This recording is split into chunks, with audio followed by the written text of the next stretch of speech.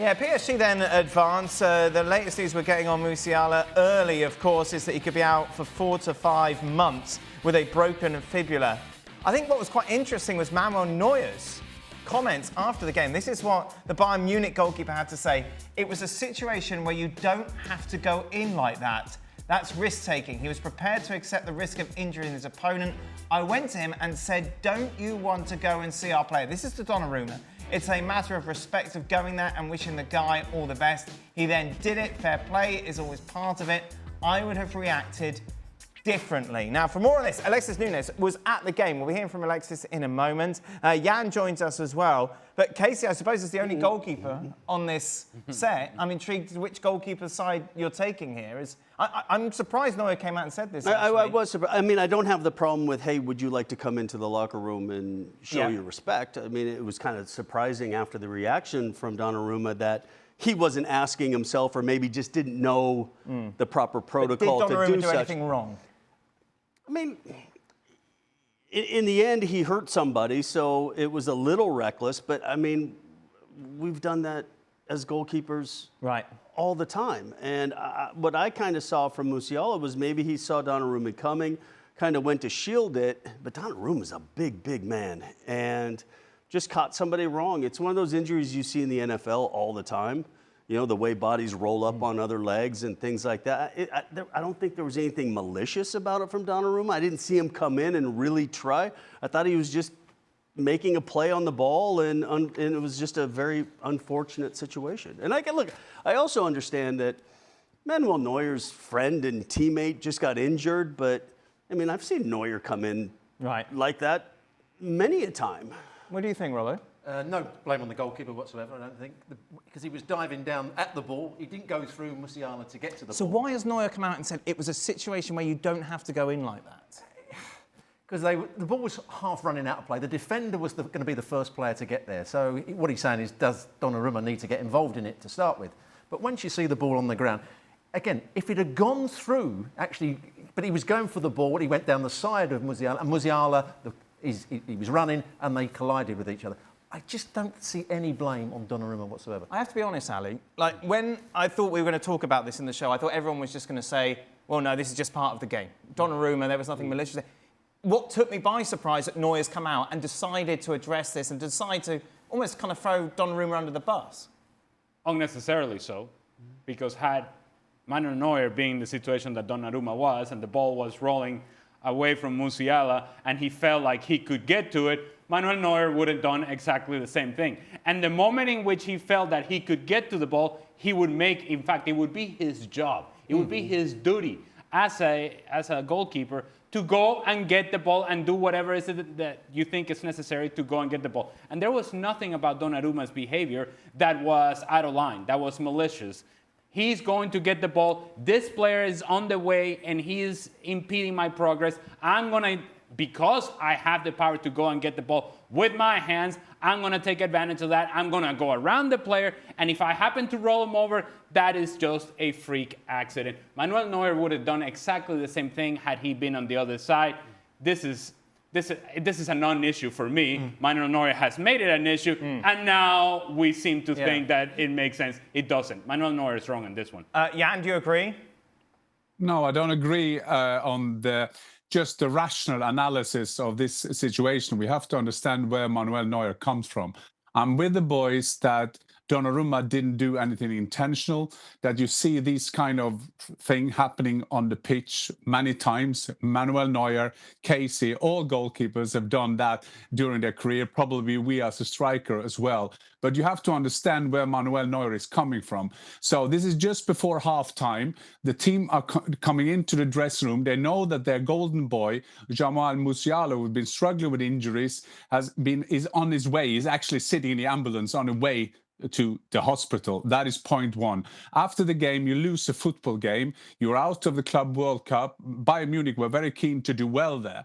But it seemed that they've been talking because Max Abel, the head of sport there, he somehow sung the same tones, as did Vincent Kompany after the game. So I think that we should also put the emotional status into that. I think what Manuel Neuer is doing is standing up for his teammate. Is he 100% right in his in his analysis. He's not saying he shouldn't go there. He said, I mean, Max Abel said he's 100 kilo Donnarumma. He shouldn't go there. I didn't see it like that, but I can understand that you would stand up for your teammate. I don't see this as an attack from Manuel Neuer on Donnarumma. I see this as clearly 100% analysis based on his emotions after a game when you know that your mate is out for maybe 6 months. Maybe you've seen or you have seen this player been injured earlier this season, early in this tournament he's been struggling. So I think we're a bit too rational in your analysis from the studio. But if you can't then, whether you're emotional, whether you're upset that your player's got injured, you think about the player. You don't then try and blame it on somebody else and make somebody else feel worse, because Donnarumma was probably feeling bad at the time. Now he's going to feel even worse. So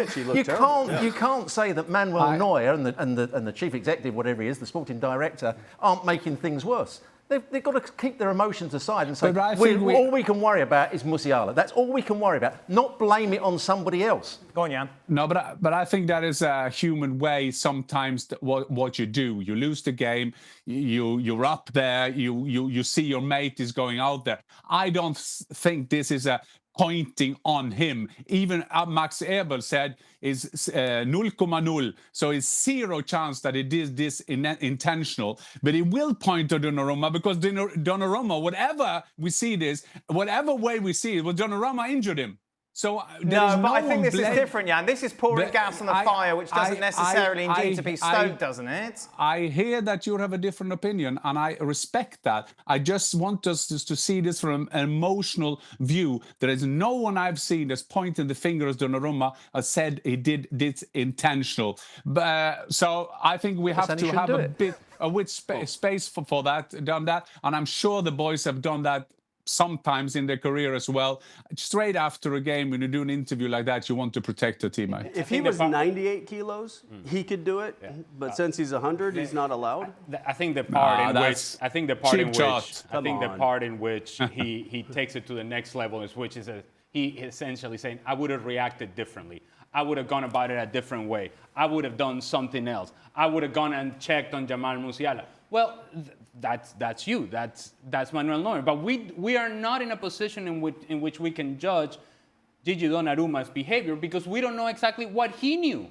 He's out there playing the game. He comes back into the locker room after what happened, and he's concentrated and focused on playing the game. Once the game is over, how is he supposed to know what the actual protocol has been, where Jamal Musiala is? You are asking a player that has gone through a traumatic experience, and it has to be a traumatic experience because that's the way that he reacted after he saw what happened, that felt terrible about it, that still has to go and play the game, and now you're asking him to be organized in terms of his thought process as to what he needs to do to figure out where Jamal Musiala is and how he's doing. Again, we don't know what Donnarumma knew or didn't know after the game. So to judge his behavior, I think is where Manuel Neuer is making a real mistake. Alexis, obviously, you're at the game. I imagine this was the big talking point afterwards. Yeah, I think just the debate there in studio pretty sums up exactly how the entire crowd and press box also felt. Everybody wondering exactly who to cast blame on, because this was the last thing we wanted to see, especially for Jamal Musiala. We wouldn't want to see any player go through a horrendous injury like that. But with Musiala, we already knew that he had to come back from a hamstring injury that kept him out of the game for over 70 days. He finally came back against Auckland City in that goal fest that we saw. And we were finally saying, okay, we're going to see the Jamal Musiala that we know and love. And unfortunately for him to go down like that, I think it just knocked the wind out of the stadium. After that, once Donnarumma came back, anytime he touched the ball, whether it was to play out from the back or to make a save, he was just met with a chorus of boos. Everybody seemed to want to throw blame somebody's way. But you could look at his reaction immediately after it happened, and he knew that there was no intent in there. He didn't really mean for that to happen. Of course, he's a big stature, but that's not not his fault either, you know. And I think casting the blame just kind of is exactly how everybody in the stadium was feeling, because nobody wanted to see a player go down like that. But unfortunately, in the end, you know, Vincent Kompany said it himself in his press match conference that he just felt that after that injury, their emotions got the better of them. You saw that this game had it all. Two teams that were definitely up for the battle more than we thought. It felt like a Champions League final. We saw 2 red cards. Emotions were flying. So it was definitely a pivotal moment in the game. And I think emotional is exactly how I would have described the atmosphere. And what does it mean, Jan, for Bayern going forward now with the season starting, next month? Well, first of all, they will have 3 weeks off. I think they need that. I think the organization, Bayern Munich, need that. They have been, since they won the Bundesliga, on a losing strike in the transfer window. They signed the Wirtz father, and Liverpool signed their son. I've said that before. They were too late to get Gittins. They are late to any ships that is walking away in the transfer window now. So they need to get some players in now. And with Musiala out, of course, they need is desperate for that kind of player too. But they put a lot of effort into this Club World Cup. They wanted to do well. They wanted the money. They wanted to go all the way. They wanted to restore some of the proudness of their kind of Europe kind of thing, or the world thing that they were doing now. So they need to get players in. The problem is with Max Ebel at the moment, I feel, that they always put it on one card. I'm sure they are getting broader, but they called up Gittins the day he was supposed to do his medical for Chelsea Football Club. That is a bit late in my book. So Bayern Munich know that they are under pressure now, and even more so with Musiala out. They lost Leroy Sané, Thomas Müller is out, and so on. So it's going to be. I don't think Max Ebel and Christoph Freund will take 3 weeks off. Now, there aren't a list of transfers that are available that replace Musiala anywhere near it, Ali. This is a big problem for Bayern.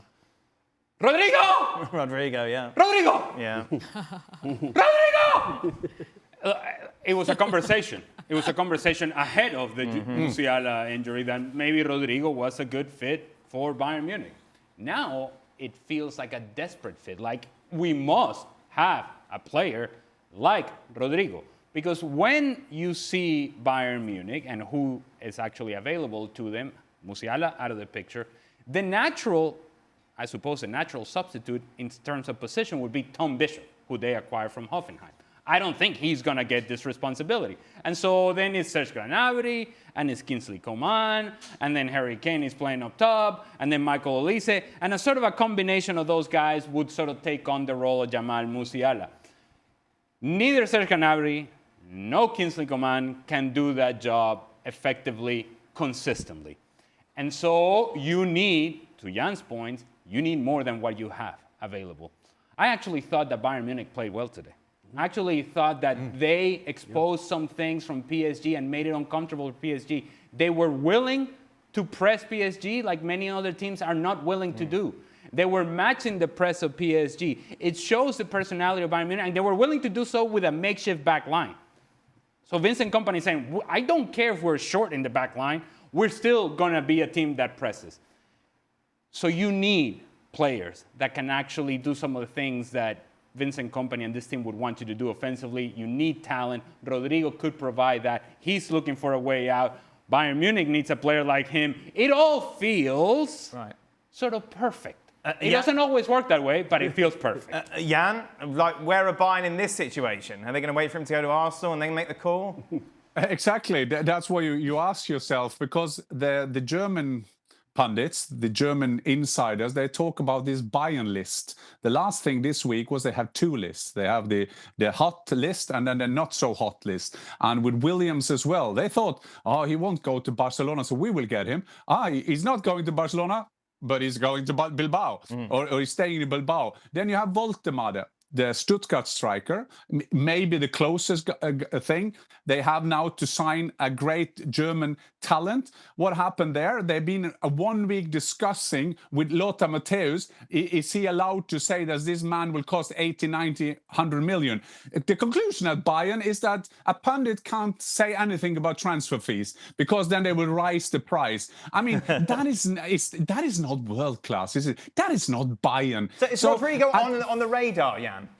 the Rodrigo thing hasn't been linked in. I'm with Al. He will fit the bill, but he's not even been on these two lists. Right. My point. Wow. Rodrigo. So we'll see if Alonso will do them a favor. His former club, but now there is a new situation. Even Thomas Müller was talked about today. Could he do another 6 months? So you know how desperate they are at the moment. Rodrigo played 4 minutes, by the way. We'll talk about Real Madrid's win a little later on. But let's focus on what happened in the game, Robbo. Did the best team win? At the end, yeah, they weren't the best team. I agree with Ali completely that Bayern Munich closed them down, made it difficult. I was expecting PSG's midfield to completely dominate the game. I was expecting their wing-backs to get really high and cause all sorts of problems, which they did on occasions. But it was a fairly even game. When you look at all the stats over the game, I was looking through the stats as we were watching the game. You love the stats. I usually don't, but I was thinking, what is the percentage of the possession? And it was fairly even, and Bayern Munich created chances. I thought Harry Kane looked a bit sharper than he has, apart from making a mistake for the goal. But he made 1 or 2 good moves. So I thought actually Bayern played particularly well, and PSG did what they have been doing, but not to quite the same extent. They weren't dominant. They weren't free-flowing. Bayern made it difficult for them. In the end, I suppose it was the quality. Hakimi was fantastic, obviously setting up Dembele for the second goal, and Doué, who is so much fun to watch. And I think both goalkeepers made nice saves throughout the match to keep it at 0-0 when it was. We're not talking about the goalkeepers now. I was talking about what happened now. Relax. Like Doué, Dembele, people who matter. Relax. But what about the goalkeepers, guys? and then Bayern had a couple goals called back for just marginally offside. Great job. Offside. Yes, they were offside, but great line from PSG to pull that line and get them offside. And then you've had that quality of PSG over, we talked about last night, from basically November onward is where they really started their run to become the best team in the world. And that individual quality when they needed it against a better side in Bayern Munich in the first half, take the emotions aside from Musiala and all that, but when you needed a couple guys to step up and show their world-class players, PSG had that. Anything you want to add on this, Jan? No, I'm with you. I think Bayern did well, but I think as also that we've seen some games this season, especially on the international stage, they've been doing well. They did well against Inter as well, but they need something more to go all the way. And I think PSG kind of showed that today, although Bayern did a good game. If I may for a second, this game showed us a lot of reasons as to why you can get behind this tournament. Because you can have... They should have every game in the stadium, shouldn't they? That's perfect. Because you can have this sort of matchup with this sort of clubs, this sort of power, this sort of quality, play at that sort of top-tier level. And it also had, if you're a naysayer, if you're a hater, if you're a detractor of this tournament, it also had the reasons as to why you shouldn't have this at all. And you will point Which is the injury, obviously. You will point at the injury of Musiala, and that could have. Listen, I'll be the first one to say that could have happened in a train session. It could have happened in a random game against Mainz in Bundesliga. It could have happened anywhere, but it didn't. It happened in the quarterfinals in a featured matchup in which anybody who's a fan of this game would have been watching this match.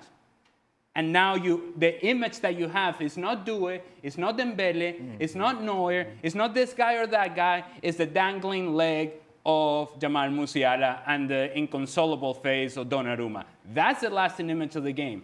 I'm telling you, if you're a naysayer and a detractor, you're hanging on to that. But of course, we would like to focus on the fact that this was top-tier teams playing at a top-tier level. Yeah, Alexis, you've been to a lot of these games. Is it fair to say that this had the highest quality, the best crowd kind of that we've seen so far?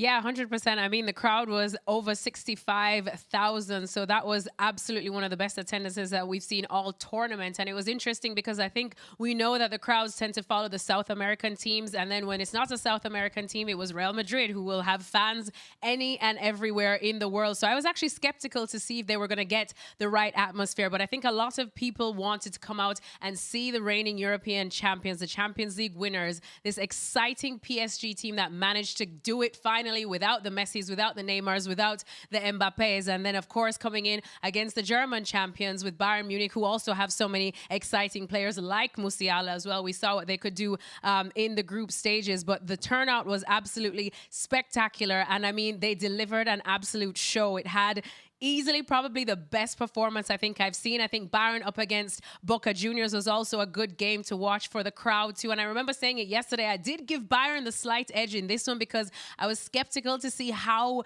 up for it PSG really was. And I think we could have pardoned them if they weren't. But Bayern from the very start, from day one, from when they landed and we went to their camp in Orlando and I spoke to Thomas Muller and everyone, they really seemed up for this tournament and they looked absolutely deflated for more reasons than one afterwards. You know, Vincent Kompany spoke about it too. But this was a great test for them too. And of course, PSG, once you put those competitors out there on the pitch against top opponents, you know, both of them just allow each other to raise their game to probably the highest level we have definitely seen from two clubs this tournament. Real Madrid 3, Borussia Dortmund 2 then is how it finishes. Real Madrid then to face PSG in the semi-finals. Jan still with us. Overall, Robert, what was interesting about this is that at 2-0 it was done and dusted. You just kind of thought, oh, and so did Real Madrid, obviously. It was, and they made substitutions, and Dortmund didn't look as though they were going to get back into the game. They had 1 or 2 opportunities, but they were playing too slowly. They had no real penetration with their play. Real Madrid were controlling the ball. They brought on Mbappe, who obviously went and scored the 3rd goal. And I saw a lot about Real Madrid today, which I hadn't seen in the other games. There was a lot of positional rotation. Any time if you took a photo of the team, you could say, well, what shape are they playing? Where's Valverde playing? Right. Where's Alexander-Arnold at one point was playing as the 3rd centre-half and Valverde was playing as the wing-back. And Goulet at one point was the holding midfield player. Tchouameni likewise. So there was lots of good things about Real Madrid. You're excited about it? I was excited by the way they played and the sort of rotation of their formation. And they had gone a long stretch without conceding a goal as well at that stage. And you thought, okay, is this the Real Madrid that can find the right balance? I don't know who they played, Casey. Well, sorry. But when you positive, you want to see them to be able to, because what do you want to see from great teams? You want to see them be able to look very exciting, attacking, but also be able to keep a clean sheet. And you thought, okay, is this Real Madrid now kind of turning that corner where they're scoring goals? They're pressing higher up the pitch. They look like they're engaged. They're defending well, and then a poor clearance from Rudiger, good finish, and then it blows up. Yeah, it did blow up indeed. I don't know if you know, Ali, I used to live in Madrid. Oh, yes. And I used to work for Real Madrid, and part of my job was covering the second team, where you'd see a lot of these youngsters shining brightly. Scoring 20, 25 goals to Real Madrid Castilla, given a chance in the first team, never really made that. And that would be the same sort of story when it came to pre-season. You'd see something and be like, wow, these are going to be big hitters when the real stuff starts, and it never happened. They would go to the back of the queue, Raul, Ronaldo, Van Nistelrooy, or whoever it was, would go to the front. Obviously, the story, if you're looking at this from the outside in, is, oh, wow. Gonzalo Garcia is making Xabi Alonso have a tough decision here between him and Kylian Mbappe. Okay. I don't think there is going to be. obviously isn't the story. Right. What the story is for me as to whether or not this kid is good enough to make an impact next season, to be part of the squad, and how do we know until we get to the real deal? Or is this the real deal enough to be able to judge him? I would say what a long question. Yes. With a lot of me involved. Well worded. I would say that this is the real deal enough to judge him as a player. Right. And it's not just because of the goals. His movement, the hold-up play, the combination play. If you see the second goal from Fran Garcia, it's actually Gonzalo who throws himself out into a wide area and has 2 combinations in which he picks not only the right pass, but plays it with the right pace. Tells me that this is not just a kid that is thinking about goals. He has concept about the game and what his role is within the team. He has been given the confidence by Xabi Alonso to say, well, go out there. Maybe because they didn't have a choice. Because obviously Kylian Mbappe out with the stomach bug or whatever he's got going on. All right, he can't play. Ay, Gonzalo. Xabi Alonso could not have known and could not have expected that this would be the performance from Gonzalo Garcia. And what I would suggest is that the performances beyond the goals is what has made it even more impressive. That he understands the role of the striker playing in a front 2 actually better than Vini does and better than Mbappe does. His movement off the ball makes the job for everybody else around him easier, and it makes it clear for the passer of the ball where he wants it. Just deliver the pass. He's willing to run into the channels. He's been great. Robert's talked about coaching before. And when you were coaching, you got on really well with the youngsters. It was the veterans who didn't like your attitude and the way you spoke to them and your man management.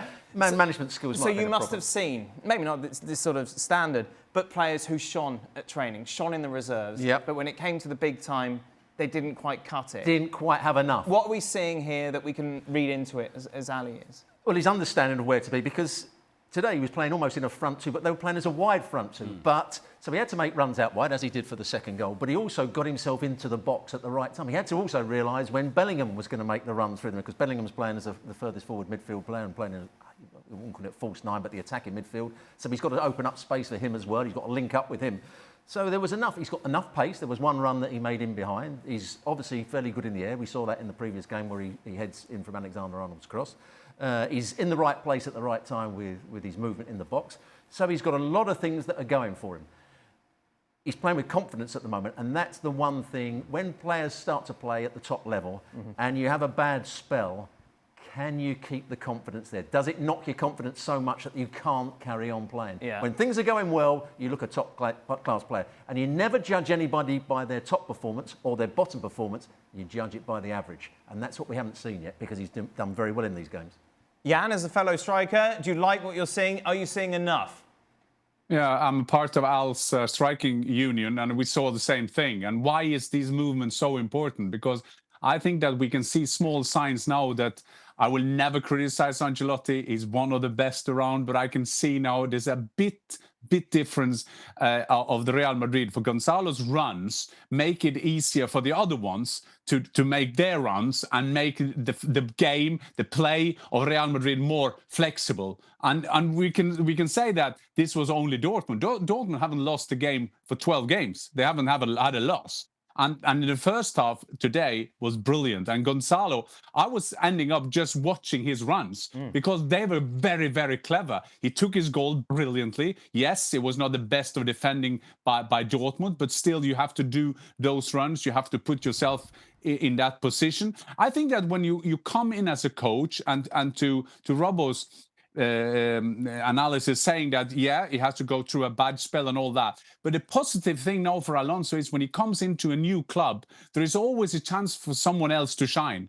And you will have players, hopefully, 1 or 2 or 3, that will take the next step, that will kind of understand the way Alonso wants his game. And as for now, Gonzalo is one of those, wow, he has understood it. He understands the pressure. He understands that he has to make runs to open up for all the other good players that need space.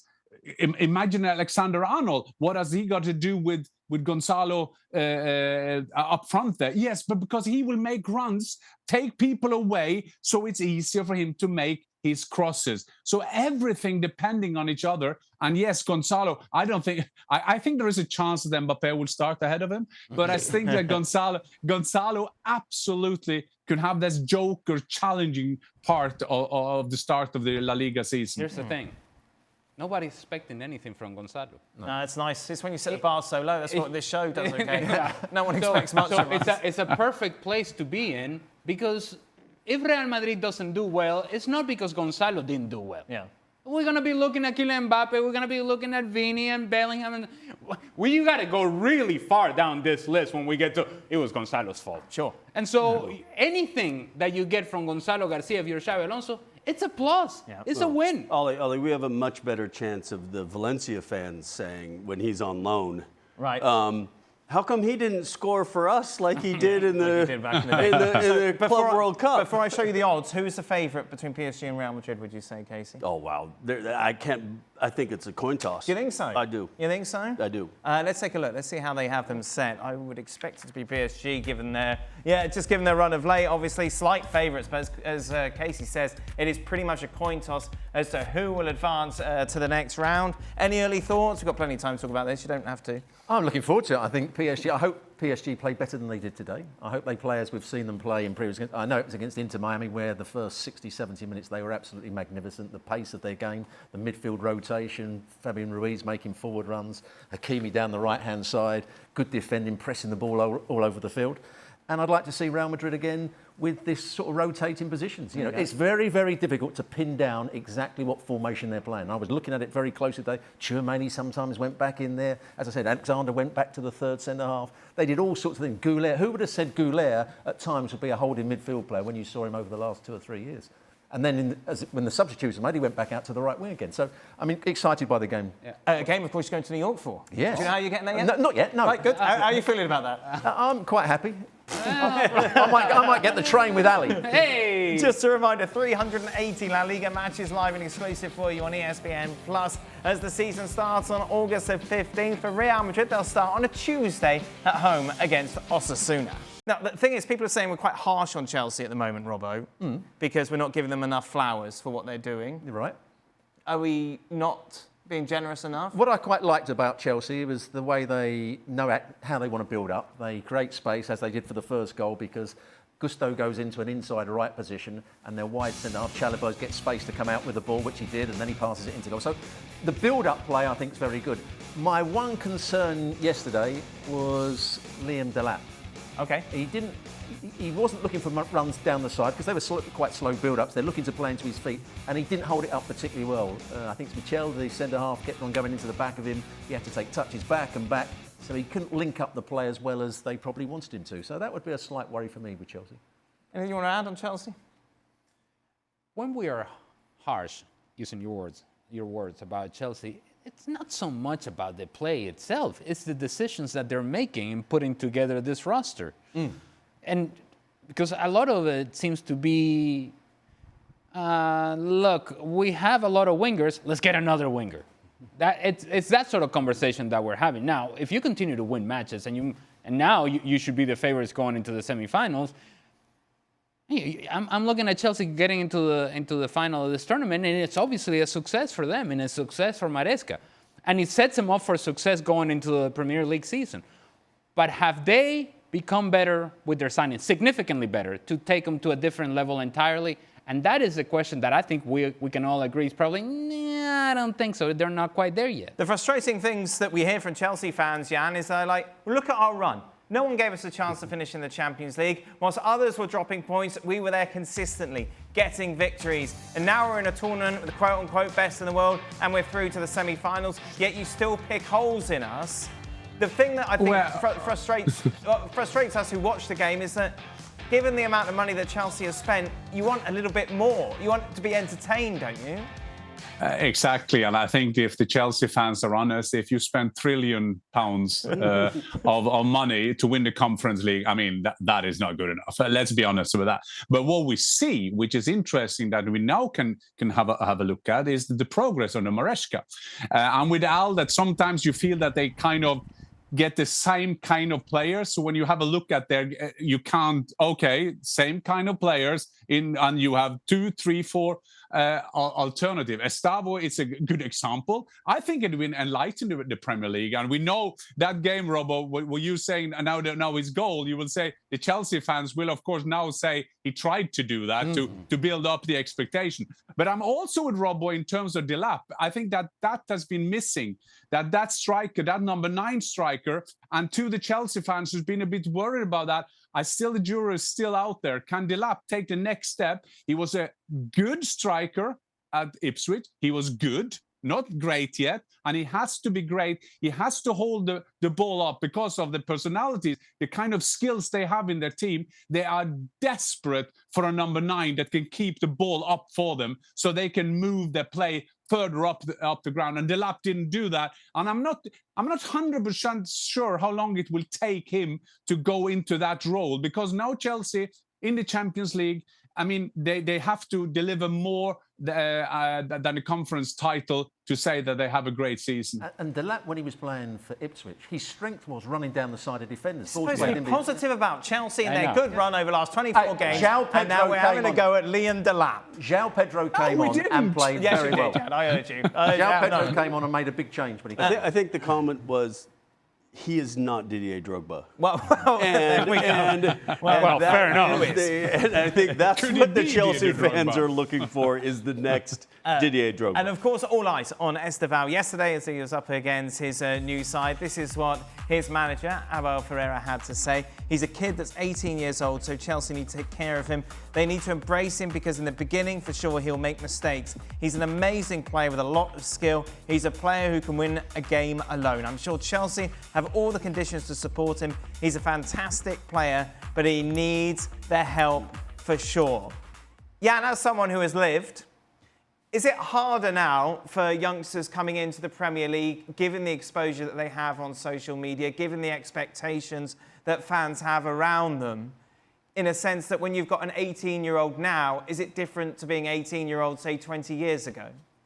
Or I will even say 30 years ago, because 30 years ago there came a Brazilian to Middlesbrough called Juninho. Yep. He came there with a fantastic tag of being the next big thing. And he was, because of course he had players like me around him. That's another discussion. But true, you have no time now. You have to do it straight away. But you just hope that Chelsea will have a plan how to do that. And what should that plan be, Jan? The plan is we've seen Timo Werner when he came to London. We have Kai Havertz when he came to London. These are international, German international. It's going to be easier for them to adjust to the London environment. Just to use them too as an example. Yes, it was during the COVID. I know all those kind of things. I have no doubt that Gustavo got the talent, that he got a skill to do well on the pitch. But sometimes we do forget that these people are human beings. This is an 18-year-old boy who's now gonna establish himself with his family, with friends, with all the temptations of London and everything. He's going to produce. I have no problem with him on the pitch, but they need to have a plan, and I hope Chelsea have a plan how to slowly get him into their team.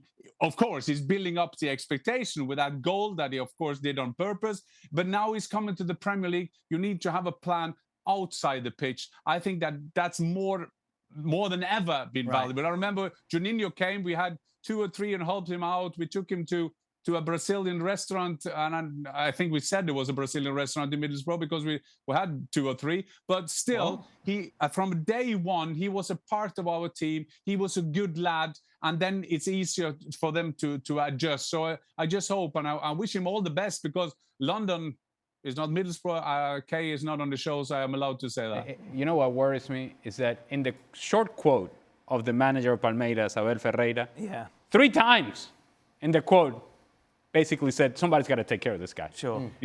Like, oh, he's great. He can win you game, but you got to look after him. Yeah. It tells me that there needs to be some babysitting going on in the early part of his stay at Chelsea. And somehow you have to get this player to focus on the things that he does well on the field. Be about the training field. Be about the training ground. Be about the locker room. Basically, from your apartment, directly to the training ground, and back to the apartment. Yeah. And that has to be the case up until he establishes a routine, up until he gets going, up until you can start seeing what he is on the field and what he can do for you. And then once he feels a little bit more comfortable, then maybe he can go to the grocery store by himself. This is what I get from what the manager said. There needs to be some serious babysitting. I hear that my son can do some babysitting. Yeah, he looks after my boys brilliantly. Yeah, maybe he can get paid for it, make some money, that'd be helpful. What, Dan doesn't pay for it then? Well, no, yes, Dan does. They're going to put him in digs. Are you going to let him live at your house? Because this seems to be the absolute ideal situation. You can't go out, you can't do this. I would.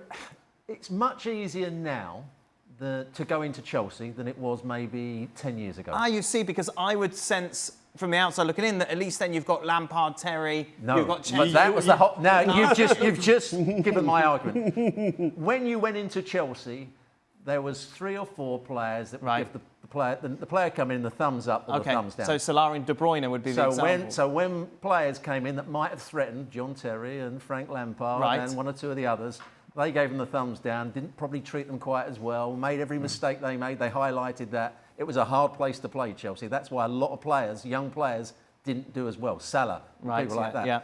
Now, I think it's probably a much easier club to join because there's a lot of young players there and a lot of players have joined.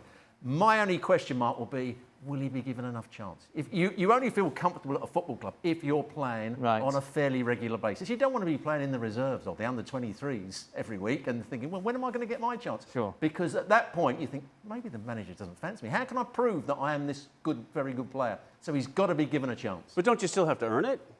You have to earn it, of course, but you've earned it by playing really well so far. You can't then be put way, way down the list and you've got to break through about 7 players to get into the team. To your point about the easier to come to Chelsea now than it was back then, you saw it after the game last night. The Chelsea players were going to him and, hey, all right, almost like, hey, we'll see in a couple of weeks, bud. Cole Palmer was getting a translator in, wasn't he? All right, hey, he's coming. He's going to be our guy. Hey, you want to meet him too? All right.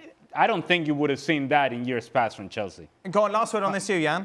Yeah, I think it's a very good point that back in the days we are romanticizing the 90s and how it was. I think it's much easier now with the new generation and it was a great signal yesterday. Cole Palmer going over to him, embrace him, come, we'll sort you out. I think it's much easier now to adjust to a football club than back in the days when they were sitting like the Caesars in the stands doing this or that. Carl Walker's gone to Burnley, and you want to talk about it, apparently, Robbo? Oh, I didn't want to talk about it. That's what I was told. Well, it's all right. What are we going to say about it? What I was going to say. You basically had a hissy fit. Well, I didn't have a hissy that he's gone to Burnley. What I would say is that 2 years ago, Vinicius Jr. would be playing against Man City for Real Madrid, and he's the one player he never, ever got past. He was I thought, the key defender for Man City. We're talking a year and a half ago, maybe just 2 years ago. He then went and played poorly for half a season at Man City. He then goes to Milan and doesn't do particularly well there. He's now signed for Burnley. The only reason that he can't be the top player that he once was, that he must have lost a bit of pace. Because, well, that's age, isn't it? But very quickly, because only 2 years ago, he was almost unbeatable in 1v1 situations. He was the player that got Man City out of loads of situations. So it seems a big come down in the space of 2 years to him ending up going to Burnley. So if it's Carl Walker, the fish, or Jan, are we in that conversation yet, Jan? Oh, no, we're not that yet. I think the fish would take him. I'd take him on. But you have to give credit to Burnley if you haven't seen it. The way they introduced him with Lionel Richie, that was fantastic. Yeah, I think if you knew like that, Robbo. Would I? Yeah. Lionel Richie, that my sort of era. Well, yes. I think That's what you're saying, isn't it? I think it'll make you smile, that is for sure. The US take on Mexico in the Gold Cup final. It's a coin toss, I believe, as you would say. Pretty much Mexico's slight favourites going into the tie. Oh, let's hear from your favourite man, Casey. Here's Mauricio Pochettino. I think it's going to be maybe the last game that we are going to play under pressure. And to play under pressure is what we need, is the team need, because we are qualified for the World Cup, and I think all the games that we are going to play after are going to be friendly. And then, at the end of the game, you can switch over. Look at that. That's the A-team right there. Shaka Hislop returns from Colombia. I'm sure he's been following the Gold Cup very closely indeed. Closely, yes. Alongside Casey Keller. Power rankings. Hercules Gomez. Between two teams in the final. Meanwhile, England lost in their opening game of the Euros, 2-1 against France. Meanwhile, the Dutch beat the Welsh by 3-0. For a lot more on what's going on in the Euros, be sure to check out Football W. That'll drop on Tuesday. Christina and Ali back at 8:30 Eastern. Welcome in then to the latest edition of Extra Time. Thank you very much for your question. A lot of questions about the Musiala injury, Jan. And people asking, have you ever been involved in a game with such a bad injury that you lose focus on actually playing the game? Well, I have to take you back to 1988. Norway plays Scotland. We have a hope to be qualified for a World Cup. On the other side, there is a guy called Steve Nicol. We have a playmaker called Tom Sundby, who is our hope to lead our troops. 5 minutes later, he was stretched off the pitch after Steve Nicol took him out. So Steve Nicol sometimes is booed in Norway. Wow. We've discussed that. Not just Norway. Yeah, but he's a kind guy. But we remember that he was a killer on the pitch. Wow. And he took Tom Sundby out, and that kind of took the hope away, and we lost the game. Never sent off, Stevie. Have you been in a situation where someone's been... I had a tough situation with one of my teammates. We were playing away at Chelsea. Zola's coming in on a one-on-one. And as I go down to kind of get big, my teammate slides in to try to tackle, and my knee went and fibbed my teammate. Wow. I mean, it honestly, it sounded like the plastic shin guard was snapped in half. And Did he recover? not to the level that he was before the injury. Like psychologically, how does that affect you, like for the rest of the game? Yeah, it was tough. Yeah, I bet. Clearly. And you have the opposition's goalkeeper saying that you were dirty and you should never have done it. He reacted differently. Yeah, it was just, well, I mean, clearly Donnarumma knew that after the match, not as he came out for the second half. But yeah, it's tough, and I saw him in the hospital afterwards, and yeah, I bet. Yeah, you feel horrible. Ali? I've seen it happen on the field. It was at Salt Lake. It was Javi Morales, who was an important player for Salt Lake at the time. And what I can tell you from that particular instance is that as we were walking into the stadium hours before the match, our bus couldn't come through initially because there was an ambulance blocking. And the fact that we had to walk past the ambulance, I had an uneasy feeling about it. Really? And it wasn't, I mean, it's easy to say now after the guy gets his leg mangled and destroyed on the field. But there was something about that ambulance as I walked by that I was like, I don't like this at all. I don't like this at all. And sure enough, 10 minutes into the game, this guy's legs get snapped in half. And it just changes the mood of everything. Of course. It feels like everything that happens in the game, even though you are paid to play the game, you're paid to win that match, it feels like there is a reality of what's going on in the game, and then there's a reality of what actually happened in the game. And if you're not able to put this to the side, the game itself becomes secondary. Not in a football game, I'll use another sport. I was playing cricket and I was batting number 4 and the number 3 went in, and we were playing against a team that had a couple of West Indian fast bowlers, and he bowled a bouncer, he got smashed in the face. This was before helmets. He got smashed in the face, so his nose was broken, he was stretched off, there's blood all over the wicket. He's stretchered off, the ambulance picks him up and takes him to hospital. I'm now next in. So I've got sawdust on the blood that's on the field, and now I've got to face this bowler who's bowling at 90 miles an hour without a helmet on. I've got to say, I wasn't too keen on getting behind it on this occasion. I didn't last very long, I have to say. But it was a horrible situation to see one of your mates with his face. You know what the common denominator is in all those injuries? That the people that, when they see it happening, it's bad when people start walking away. Yeah. Like when there's everybody walks away and there's one that is freaking out and giving it the whole, and you know right then and there, this is not your regular foul. Meanwhile, Jan, thoughts on Arsenal taking one of Chelsea's worst attackers? Of course, Madueke apparently has agreed personal terms with Arsenal. It's now about the two clubs to try and make it work. Juan Maresca probably wanted to upgrade in the summer anyway.